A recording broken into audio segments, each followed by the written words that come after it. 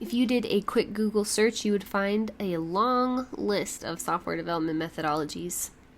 Software development requires a unique type of project management, and project management techniques have been being developed since the dawn of time, and people have different ideas about what makes a project successful. So it makes sense that there would be many different variations, right?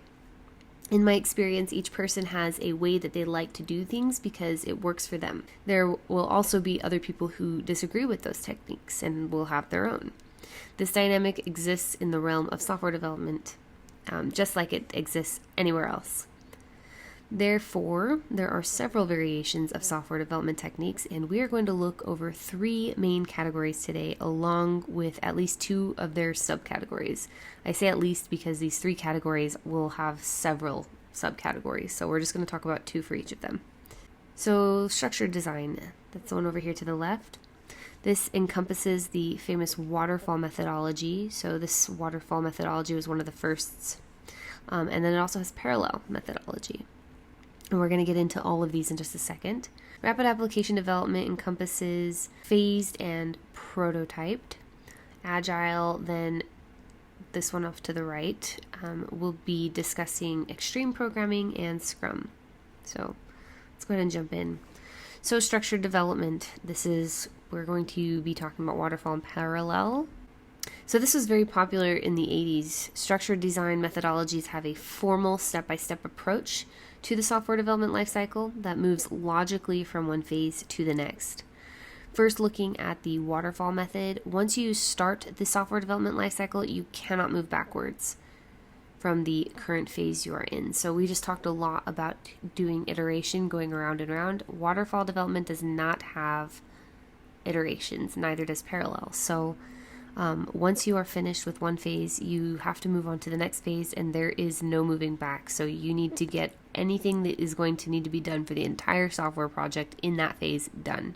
Again, you don't move from planning until you're finished with the deliverables from planning. And oftentimes, it was a very labor-intensive task in which the team had to create requirements documents that outline the entire system and its requirements down to the very dirtiest detail.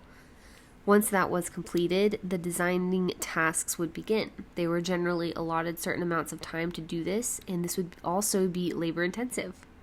You could not move on to the next phase until you had the deliverables for this one. And oh, by the way, you could not go backwards in this phase either. So just keep in mind that waterfall. So it's like a waterfall, right? So it goes down and never goes back up. So this type of project management works really well for building bridges and, buildings and other physical structures. However, many companies found that this strategy was too rigid for them. Again, the problem is that both designs still do not allow for reworking the project after the fact.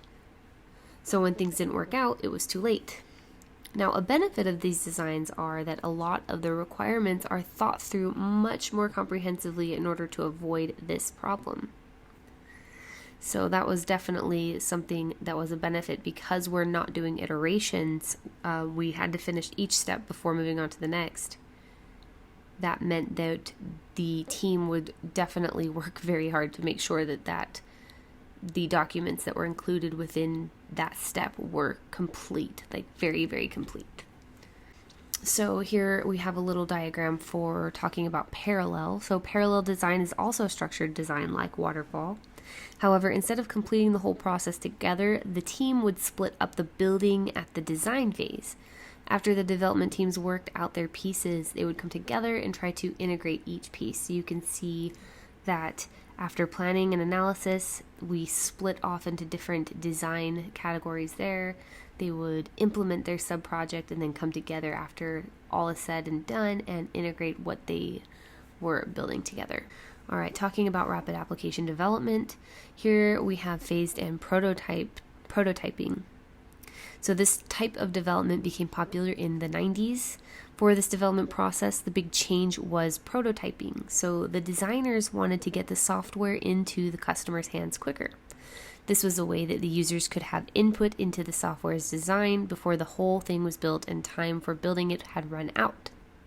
Let's talk about phased development. The idea here is to break an overall system into series of versions that are developed sequentially. Essentially, we use the software development lifecycle to break down the software into small versions, and then we use that cycle to complete the small portions of the software. The small versions will have very small amounts of requirements fulfilled, but they are well documented and have the main functionalities finished. Prototyping is similar. This methodology is said to perform the analysis and design and implementation phases concurrently. So all three phases are performed repeatedly in a cycle until that system is completed. The prototype is continually being brought before the customers for testing and analysis. They will give their feedback and the process will start over, building new prototypes until there is one that the customer and the development team agree on for the final product. So some of the downsides to phased or prototyping development, rapid application development, would be in comparison to the waterfall, the documentation would be poor. So documenting the program or the code itself, documenting all the design, everything. Just the documentation is poor. And there's also poor analysis because there's such a heavy lean on the customer feedback with the prototypes. They're not going to be doing as much analysis because they're leaning so heavily on that customer feedback.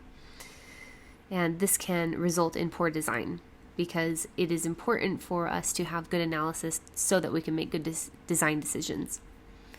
So there are upsides, and those would be jumping quickly into implementation, which gets that product into the customer's hands so that they can really get a look at it and give that good feedback. So we want that customer's feedback, and so that is a positive.